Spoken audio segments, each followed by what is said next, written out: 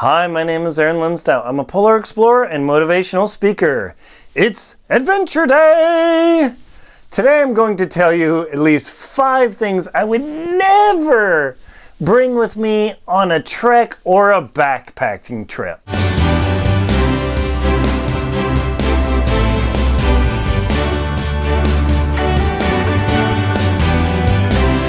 What are at least 5 things I would never bring with me on a backpacking trip?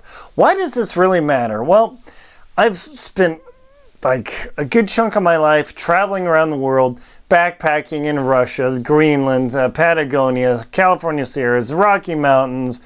Where else have I been? Like all over the place. And weight is everything. There's a Spanish saying, was in el camino peso par larga. Oh, crud. My Spanish is terrible. What it translates to in that bad saying is that on a long trip, even a straw weighs much. See, when you're going out backpacking and you're debating, oh, what should I bring? Well, I want to have camp comfort. All right. Number one thing, and I'll explain why this. Number one thing, camp chair. Look, I love the camp chair just like you love the camp chair. But after hauling that thing 20 miles into the wilderness on day 1, I'm going to be dragging booty because I've hauled a camp chair for 20 miles over 12 hours. And yes, it's only 2 pounds, but my backpack weighs 11 pounds. So I just increased my backpack weight for 20%, by 20%. So I could sit in this chair for like, what, an hour or just sit there. I've run into other couples on the Grand Teton, in Grand Teton National Park or elsewhere, and I see them sitting in the chair and I'm super jealous. But then I realized, oh wait, I didn't have that rock on my back. So you got to look at when you're backpacking and traveling, you got to debate what's worth it and what's not. If you're going to go hike out a ways and you're going to stay at a camp for like half a day and then keep doing that, maybe the camp chair totally works. But for me, I love to cover distance. I love to see a lot of stuff. Camp chair, pook, total fail for me. I'm looking at my notes here. Number 2. The number 2 thing that I would definitely never bring backpacking with me, solar-powered water purification. Is there such a thing? Yeah, there is. I've seen various systems where the whole concept is you heat up the water. I mean, you can actually get one of those parabolic reflector deals, and it could actually make the water boil. That's freaking awesome. You have infinite ability to generate safe water anywhere you are. Except when it's even vaguely overcast, you are in, like in the Appalachian Tunnel, or Appalachian Trail, the Green Tunnel, where you won't see light for like ever. Oh, hey, I found the perfect sunlight spot, and you put it there. And then the sun moves, and you got to move. Look, all the places I've been, it's like, except in the summer where it's roaring hot, man, it is such a neat concept to have solar-powered water purification. But you got to realize, man, it's been 3 days and it's been overcast, and I keep drinking out of the creek. It's not getting hot to boil. You're taking a huge risk, people, simply because you have to have water. You can kind of go off without food and be miserable and suffer, but water, poof, you're in real trouble. In my book, oh, where is it? In Adventure Expedition 1, I talk about the priority of water, but water is actually, I think it was number 8, 8 on the list of priority of survival. But for regular backpacking where you're not surviving, man, water is really high. So that solar-powered water purification sounds cool. If you live in Texas where it doesn't ever get cloudy, yeah, right. But past that, you're taking a massive risk on your trip. The next thing associated with that, on a long backpacking trip, I would never take solar panels. Now, I have some of the best Featherlight solar panels in the expedition industry. I mean, I bought them from Explorers Web. Let me make a note of that because they are awesome. If you do need solar panels, Explorers Web. Just making some notes here.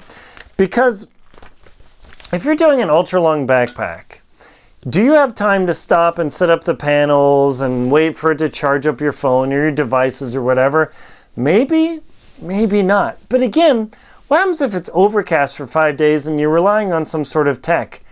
You're in real trouble.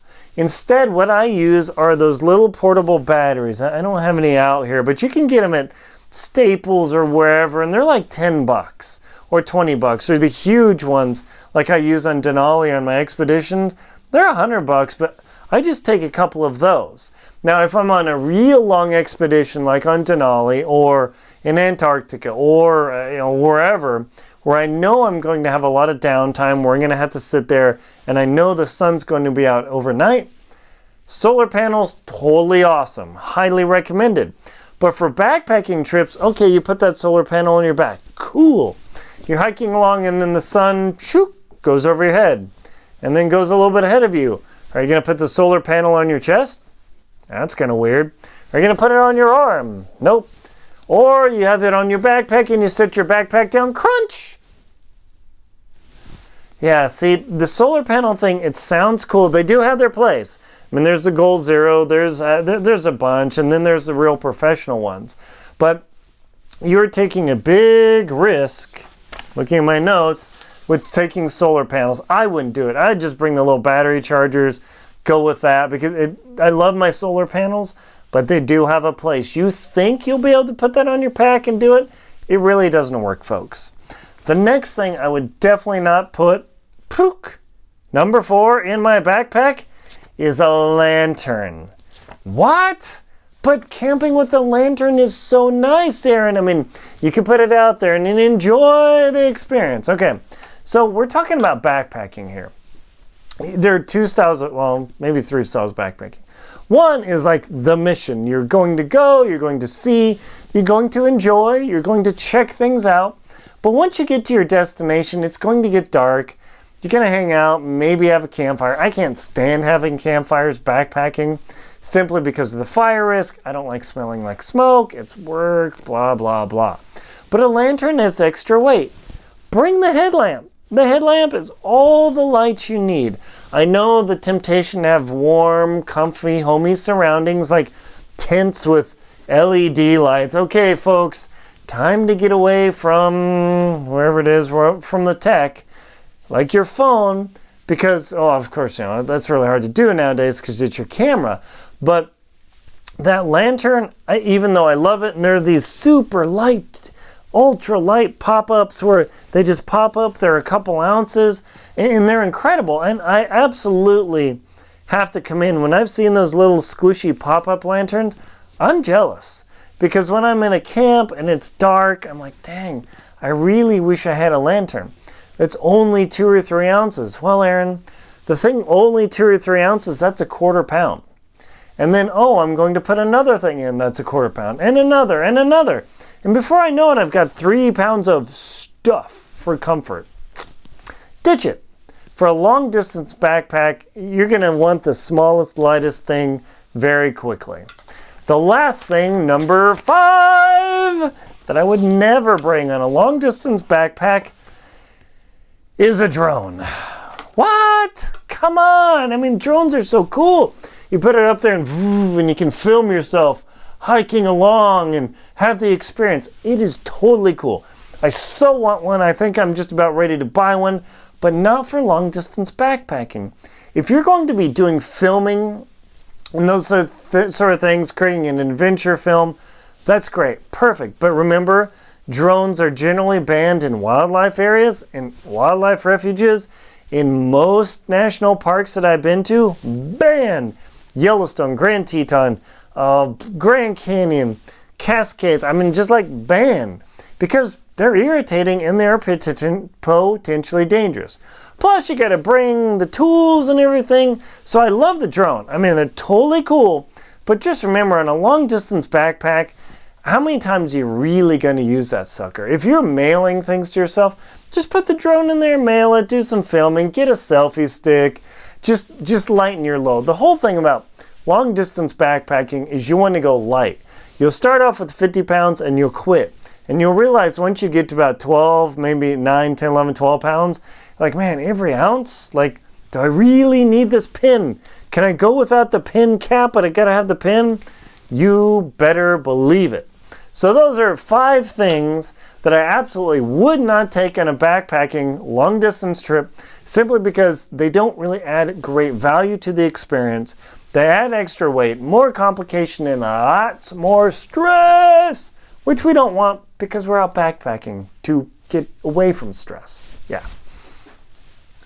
My name is Aaron Linsdau. I'm a polar explorer and motivational speaker. Please like and comment on my video. Subscribe below. Hit the little bell to subscribe and activate. Check out the links below to the things I talked about, because maybe you do want them and you say, Aaron, you're a clueless clown. Hit the little down arrow next to the video on your phone. Check out the links. Please support my channel on Venmo, PayPal, and Patreon. Thank you very much for watching.